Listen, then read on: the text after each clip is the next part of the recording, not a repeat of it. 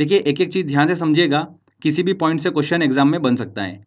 पृथ्वी की आंतरिक संरचना की बात करते हैं, तो पृथ्वी के आंतरिक भाग की सही जानकारी जो है अभी तक प्राप्त करना संभव ही नहीं हो पाया है, क्योंकि पृथ्वी के आंतरिक भाग को मानव ने कभी देखा ही नहीं है। अफ्रीका की जो सोने की खदानें हैं, वो भी 3 से 4 किलोमीटर तक गहरी हैं। इससे ज़्यादा की गहराई में जा पाना अभी तक संभव ही नहीं हो पाया है, क्योंकि जैसे जैसे पृथ्वी की गहराई में जाते हैं, तापमान जो है, टेम्परेचर जो है, बहुत ज़्यादा बढ़ने लगता है। आज तक का अगर सबसे गहरे ड्रिल की भी बात करें, तो आर्कटिक महासागर के कोला क्षेत्र में 12 किलोमीटर की गहराई तक ही वो ड्रिल हो पाया है। और ज्वालामुखी भी जो है, हमें 60 किलोमीटर से ज़्यादा की गहराई की जानकारी जो है वो नहीं देते हैं। तो भूवैज्ञानिकों ने बहुत सारे सोर्सेज की हेल्प से पृथ्वी की आंतरिक संरचना का अनुमान लगाया है। अब वो सोर्स कौन-कौन से हैं, वही हम अच्छे से डिस्कस करेंगे। देखिए, कुछ प्राकृतिक स्रोत भी है, कुछ अप्राकृतिक स्रोत भी है, जिसकी हेल्प से भूवैज्ञानिकों ने अनुमान लगाया है।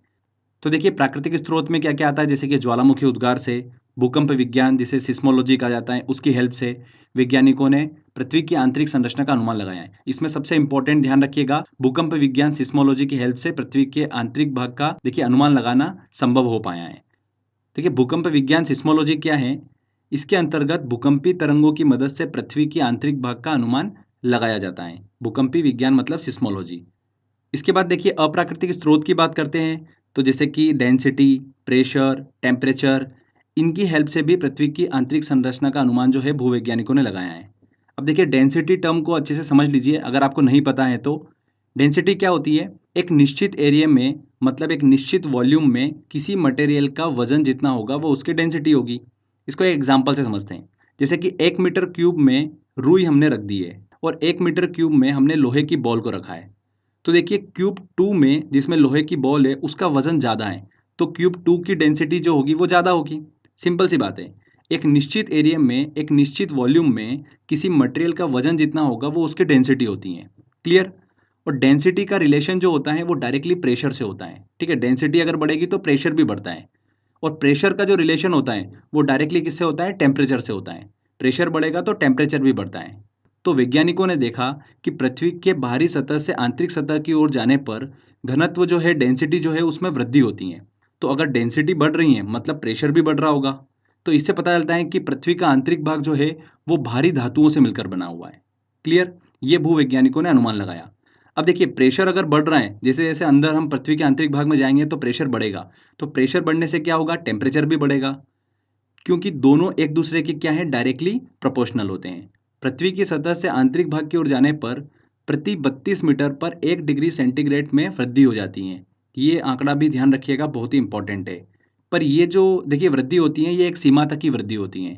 उसके बाद देखिए वृद्धि होना बंद हो जाती है। तो फ्रेंड्स देखिए, ये प्राकृतिक और अप्राकृतिक स्रोत की हेल्प से कैसे भूवैज्ञानिकों ने पृथ्वी के आंतरिक भाग का अध्ययन किया और अनुमान लगाया, वो हमने देखा। आगे देखिए, इन्हीं भूवैज्ञानिकों ने पृथ्वी के आंतरिक संगठन को 3 भागों में डिवाइड किया है। चलिए उसको हम समझ लेते हैं। सबसे पहले देखिए आता है क्रस्ट, जिसे भूपर्पटी कहा जाता है। तो क्रस्ट क्या होता है? ये एक ठोस परत होती है जो कि पृथ्वी का बाहरी भाग होता है।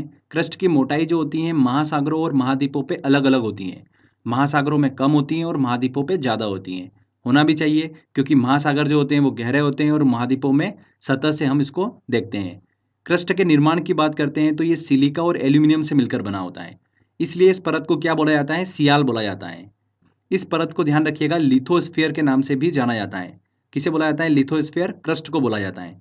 इस परत का घनत्व जो होता है वो 2.75 से 2.90 तक होता है। तो देखिए ये पृथ्वी का सबसे भारी भाग क्रस्ट को हमने डिस्कस करा।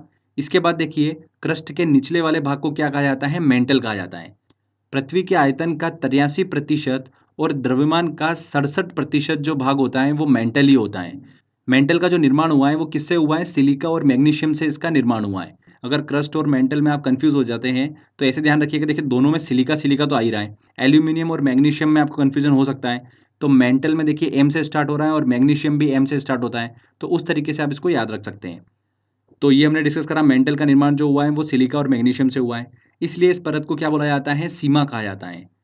क्रस्ट को क्या बोला जाता है? सियाल बोला जाता है। मेंटल को क्या बोला जाता है? सीमा बोला जाता है। इस परत को पायरोस्फीयर के नाम से भी जाना जाता है। वेरी वेरी इंपॉर्टेंट है। इस परत का जो घनत्व है वो कितना होता है? 2.90 से 4.75 तक होता है। क्योंकि हमने बात करी, देखिए पृथ्वी के जैसे आंतरिक भाग की तरफ जाते जाते हैं हम, तो डेंसिटी जो होती है वो बढ़ती जाती है। ठीक है, तो मेंटल की डेंसिटी जो है वो क्रस्ट की डेंसिटी से ज़्यादा होती है।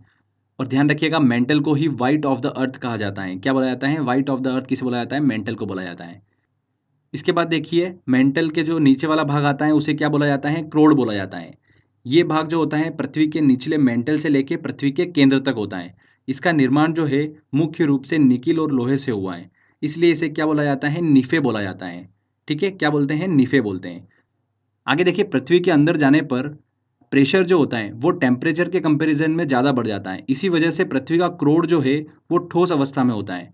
इस परत को ध्यान रखिएगा क्या कहा जाता है? बेरिस्फीयर के नाम से जाना जाता है।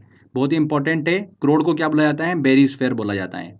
क्रस्ट को बोला जाता है लिथोस्फीयर, मेंटल को बोला जाता है ध्यान रखिएगा पायरोस्फीयर, और क्रोड को बोला जाता है बेरिस्फीयर। इस परत का जो घनत्व होता है वो सबसे ज़्यादा होता है 11 से लेकर 13 तक। तो ये हमने डिस्कस करा क्रस्ट, मेंटल और क्रोड। पृथ्वी का आंतरिक भाग जो है वो 3 भागों से मिलकर बना होता है। अब देखिए एक वेरी वेरी इंपॉर्टेंट पॉइंट ध्यान रखिएगा, जो पृथ्वी की आंतरिक संरचना है उसके रासायनिक संगठन को सबसे पहले किसने समझाया था? ऑस्ट्रिया के भूवैज्ञानिक स्वेस ने समझाया था। वैज्ञानिक स्वेस ने ही देखिए पृथ्वी की आंतरिक संरचना को सियाल, सीमा और निफे के माध्यम से समझाया था। तो फ्रेंड्स देखिए ये एक छोटा सा टॉपिक था पृथ्वी की आंतरिक संरचना। आई होप आपको समझ में आया होगा। चलिए इससे रिलेटेड जो भी क्वेश्चन एग्जाम में बन सकते हैं वो सारे क्वेश्चन हम सॉल्व करते हैं। टेस्ट की ओर चलते हैं। देखिए पहला क्वेश्चन है, सियाल, सीमा तथा निफे के रूप में भूगर्भ का विभाजन किसके द्वारा किया गया? देखिए सियाल, सीमा और निफे जो पृथ्वी के आंतरिक भाग हैं उसका रासायनिक संगठन सबसे पहले किसने समझाया था?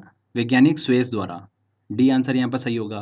पृथ्वी के धरातल से केंद्र की ओर निम्नलिखित का सही क्रम क्या होगा? तो पृथ्वी के देखिए सरफेस से अगर हम उसके केंद्र तक जाते हैं, ठीक है, तो सबसे पहले जो देखिए कौन सा भाग आता है? सबसे पहले आता है सियाल, उसके बाद सीमा और उसके बाद निफे। तो सियाल, सीमा और निफे 2, 1 और 3, 2, 1, 3 यहाँ पर बी आंसर सही होगा। पृथ्वी के किस भाग में निकल और लोहा की प्रधानता होती है? किस भाग में निकल और लोहा की प्रधानता होती है? निफे वाले पार्टीशन में। सी आंसर यहाँ पर सही होगा। सियाल जो होता है वो सिलिका और एल्यूमिनियम से मिलकर बना होता है। सीमा जो होता है वो सिलिका और मैग्नीशियम से मिलकर बना होता है। और निफे जो होता है वो निकल और लोहे से मिलकर बना होता है। ठीक है, तो ये तीनों भाग हमने देखिए पृथ्वी के डिस्कस करे थे। चलिए अगला क्वेश्चन लेते हैं। पृथ्वी की 3 सेकेंडरी परतों में ऊपर से दूसरी परत का नाम क्या है? देखिए ऊपर से दूसरी नंबर की परत कौन सी आती है? सियाल के बाद में सीमा, बी आंसर, जिसे मेंटल भी बोलते हैं। पृथ्वी के केंद्र में पाया जाने वाला चुंबकीय पदार्थ है? ग्रेनाइट बिल्कुल गलत, बेसाल्ट भी गलत, निकल। सी आंसर यहाँ पर सही होगा। पृथ्वी के केंद्र में क्या पाया जाता है? लोहा और निकल की प्रधानता होती है। स्वेस ने पृथ्वी के आंतरिक भाग को 3 भागों में बांटा था, उनके विभाजन में नहीं है। सियाल बिल्कुल है, सीमा भी है, निफे भी है, सेटम नहीं है। तो यहाँ पर डी आंसर सही होगा। नेक्स्ट क्वेश्चन लेते हैं। निम्नलिखित में से किस परत को बेरिस्फीयर कहा जाता है? देखिए पृथ्वी की जो सबसे बाहरी परत होती है उसे क्या कहा जाता है? लिथोस्फीयर कहा जाता है। क्रस्ट को क्या कहा जाता है? लिथोस्फीयर। उसके बाद देखिए पृथ्वी की जो मध्यवर्ती परत होती है मेंटल, उसे क्या कहा जाता है? पायरोस्फीयर। और सबसे अंदर की जो परत होती है, ठीक है, सबसे आंतरिक परत जो होती है उसे क्या कहा जाता है? बेरिस्फीयर कहा जाता है, क्रोड जिसे बोला जाता है। तो पृथ्वी की सबसे आंतरिक परत को बेरिस्फीयर कहा जाता है, सी आंसर। धरातल से भूगर्भ की ओर जाने पर गहराई के साथ तापमान वृद्धि की दर क्या है? 1 डिग्री सेंटीग्रेड प्रति 32 मीटर। निम्न में से किसको व्हाइट ऑफ द अर्थ कहा जाता है? किसे कहा जाता है? मेंटल को। मेंटल को है व्हाइट ऑफ द अर्थ कहा जाता है। मेंटल में निम्नलिखित में से किन तत्वों की प्रधानता होती है? देखिए मेंटल में किन तत्वों की प्रधानता होती है? सिलिका और मैग्नीशियम, सी आंसर। जो क्रस्ट होता है, क्रस्ट में किन तत्वों की प्रधानता होती है? सिलिका और एल्यूमिनियम। और जो क्रोड होता है उसके अंदर निकल और लोहे की प्रधानता होती है। ये बहुत ही इंपॉर्टेंट है, यहाँ से अक्सर एग्जाम में क्वेश्चन पूछा जाता है, इस चीज़ को ध्यान रखिएगा। पृथ्वी के कोर में किन तत्वों की प्रधानता होती है? कोर में देखिए किन तत्वों की प्रधानता होती है? लोहा और निकल की, डी आंसर। भूगर्भ में तापमान वृद्धि का कारण है? जो भूगर्भ में टेम्परेचर बढ़ता है उसका कारण क्या है? दबाव, प्रेशर, बिल्कुल सही बात है। रेडियो सक्रिय पदार्थों का विखंडन, ये भी पॉइंट बिल्कुल सही है। तो यहाँ पर सी आंसर सही होगा, उपयुक्त दोनों। पृथ्वी ग्रह की संरचना में क्रोड निम्नलिखित में से किस एक से बना है? क्रोड जो है वो किस एक से बना हुआ है? लोहा और निकल से। तो देखिए यहाँ पर एल्यूमिनियम, क्रोमियम, सिलिकॉन, ये गलत है। लोहा जो है यहाँ पर सी आंसर सही होगा। ठीक है फ्रेंड्स, तो देखिए यहाँ पर हमारा ये टॉपिक कंप्लीट होता है। आई होप आपने सारे क्वेश्चन जो हैं बड़ी आसानी से सॉल्व कर लिए होंगे। छोटा सा टॉपिक था बट एग्जाम में यहाँ से क्वेश्चन पूछ लिया जाता है, तो कुछ बेसिक इन्फॉर्मेशन हमको बस पता होना चाहिए, तो एग्जाम में इस टॉपिक से क्वेश्चन आएगा, आप इजीली सॉल्व कर पाएंगे। तो आई होप दोस्तों आपको ये वीडियो काफ़ी पसंद आया होगा। अगर आपको अच्छा लगा है तो प्लीज़ वीडियो को लाइक करिए, शेयर करिए और कमेंट करके ज़रूर बताइएगा कि वीडियो कैसा लगा। अगर आपने अभी तक चैनल को सब्सक्राइब नहीं करा है तो सब्सक्राइब भी कर लीजिए, क्योंकि इस तरीके के जब भी वीडियो मैं अपलोड करूँगा आपको उसका बेनिफिट मिलता रहेगा। तो फ्रेंड्स, मिलते हैं अगले वीडियो में।